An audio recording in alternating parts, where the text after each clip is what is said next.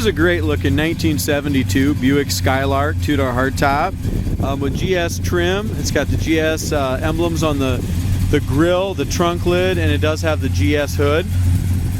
Under the hood is a built 400 Chevy small block with headers, power steering, power brakes.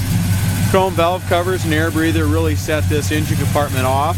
It does have an Excel supercoil and new plug wires and everything, and brand new plugs. So has had a recent tune-up and runs really good. It's got an interstate battery, dual electric fans.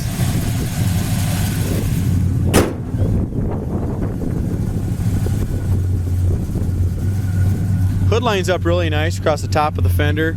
A little tighter here in the very front than it is in the back. Other than that, the line's really good on it. Line on the passenger side is really nice and straight. This paint job, I purchased this car the first time I owned it, probably maybe 7-8 years ago. It was a local purchase here, and so the paint's got some chips and stuff like that, some road chips down low, and it's been driven. So I've owned this car a couple times. I sold it here locally a couple times, and previous owner had it for 3 years and decided to trade it in or sell it back to us. So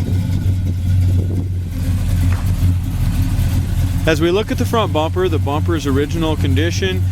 Chrome really still looks pretty nice. It's got a nice shine to it, but it does have those little micro scratches in it. If we look around at the paint, you're going to see here's just a chip in the clear coat here. So it's going to have some little chips and some little issues, but all in all, it's a really nice looking silver blue metallic paint. So a lot of metallic in it. I did put brand new BFG raised white letter tires on the front, and some really good BFGs that I had in the back that I had up in here in storage. They're not new, but they're in good shape, so which really changed the look of the car. Gap in the front of the door here is in really good shape. As we look at our lower fender, no blisters, bubbles, anything like that. Same thing with the door. So our bottom corners of the door on both sides here on the passenger side is excellent. We have a little paint chip right here. There's a couple little marks also in the chrome on the door handles, but they still shine pretty well. As we go to the vinyl top, it's definitely the original vinyl top, and I don't see any blisters anywhere here, but it does have a ton of little weather cracks in it. So at some point you'd want to replace the vinyl top. It's fine for now, but it does have a lot of weather cracking in it. It's got Alpine 6x9s in the back shelf. Got a really nice sounding dual exhaust. As far as the dual exhaust goes, pretty fresh under there. You know, it looks real good. It's also painted black underneath, and it's very solid. So the trunk floors are all solid on it. You can see that going to our website, coyoteclassics.com.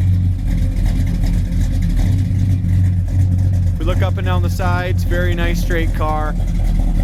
No bubbles or blisters anywhere on this rear quarter down low, but it does have a lot of little rock chips. It's not all the way through in the paint, but it is chipped the clear coat. Over the wheel well is great. Front of the wheel looks good. We've got a couple little paint imperfections just down in here, very small and minor.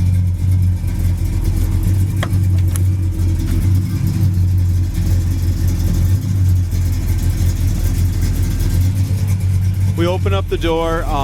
Rubbers are nice and pliable still. The door panel on the passenger side, armrest base, everything is excellent condition. The wood grain's nice. It does have a little chip in the windshield right here, a little star that's been fixed. Dash pad is perfect. The dash is super clean on it, original steering wheel. It is missing one of the radio knobs. It does have the Buick digital radio, and that works great. We'll turn that on a little bit. Carpet was new years ago. I'm guessing this car was done probably 10-15 years ago. Still looks great today. Seat covers are excellent, except for the front seat does have one seam split, and I'll point that out here. But the back seat, the top of the back seat's nice. I don't see any seam splits in it. It's got the correct GM seat belts. Back door panels are excellent. Very nice door panels all the way around on this car.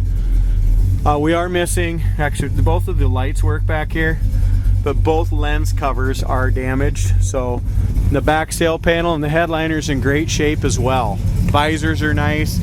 A guy don't have to do anything to this interior in my opinion. except for we do have, it's got a little piece of black tape over there in the bottom of the driver's seat, and those two little dome-like covers.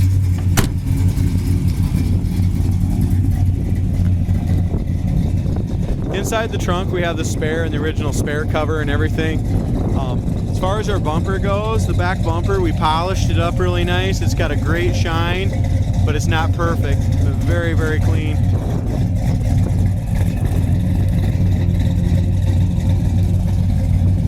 Driver's side just as nice and clean as the passenger side as far as straightness.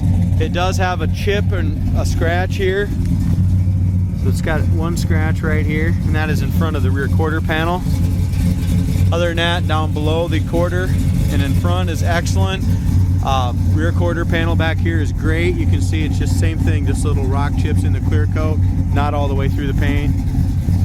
It's got weld racing rims.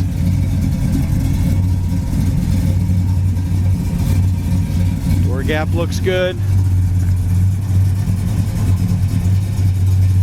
Same thing in the front, really nice gap. We have a couple little paint imperfections here. Not going to say they're big blisters or anything, but there are a couple little paint imperfections right there. Lower fender's excellent. Got a chip and a couple little chips right along here too, along this edge.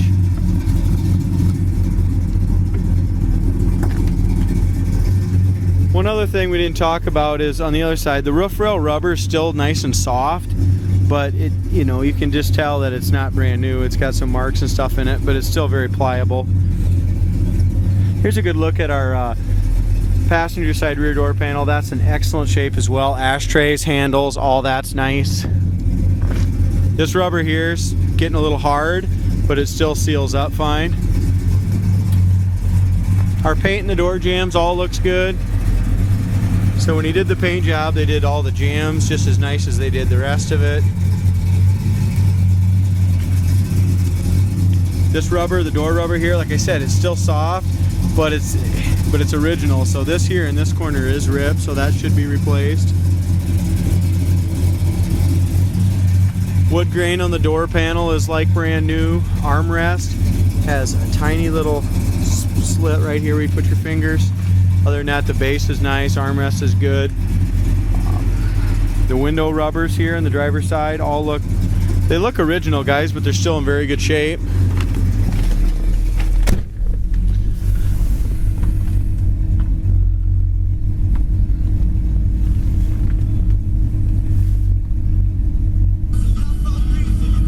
So it's got a really nice, like I said, Buick digital radio on it. Works well. Temperature gauge works, oil pressure gauge works. It's got a Mallory ignition tachometer right here. It's looks like it's idling at about 800 RPM. It's got 95,727 miles. I'm guessing by the condition of the interior, it's definitely original. It's been well taken care of. We're missing, the horn does work, but it is missing this little button right here for this side of it.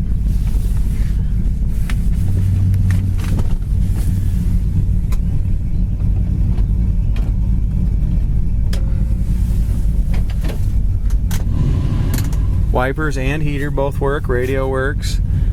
As far as the Sun Tune charger, I'm not 100% sure if the amp gauge is working. It's over at 0, so I don't think that's working. Other than that, guys, looks like the amp gauge isn't working. Gas gauge works, speedometer works, the indicator works great. So really everything works for the most part. My seat lock there.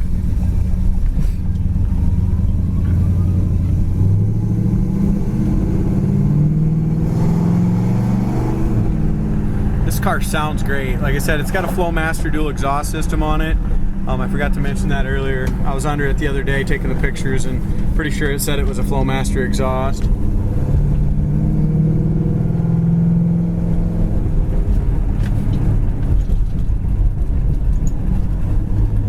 Brakes feel nice, they don't pull left or right.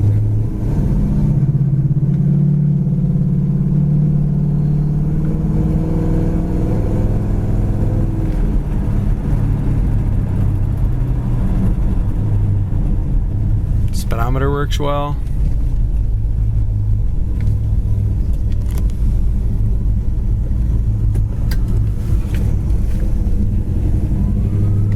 Kind of go through the gears here and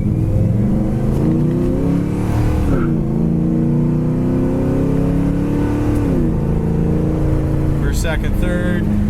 Gets right up to speed. Here's your brakes. Again, no pull left or right. Just got drum brakes, guys. Power drum brakes, so.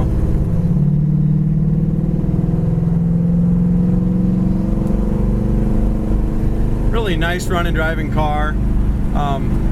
As far as going down the road, shows we're doing about 70. It's running about 3,200 RPM.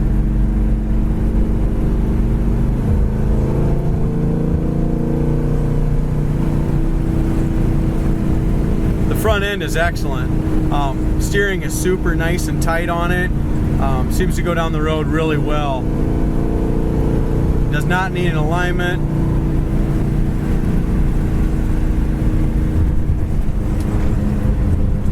Really impressed by this nice driving 1972 Buick GS clone.